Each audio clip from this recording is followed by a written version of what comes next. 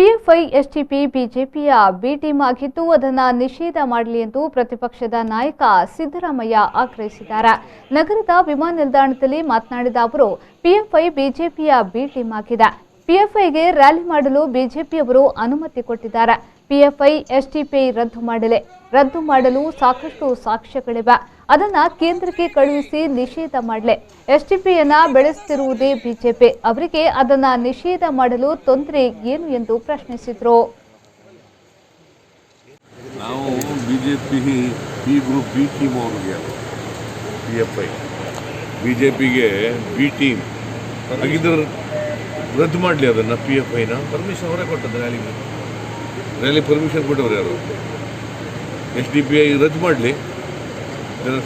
ಸಾಕಷ್ಟು ಎವಿಡೆನ್ಸ್ ಇದೆಯಲ್ಲ, ರದ್ದು ಮಾಡಲಿ. ಸರ್ಕಾರ ಅವ್ರದ್ದು ಇದೆಯಲ್ಲ, ನಿಷೇಧ ಕೇಂದ್ರ ಸರ್ಕಾರಕ್ಕೆ ಕಳಿಸಿ ನಿಷೇಧ ಮಾಡಲಿ.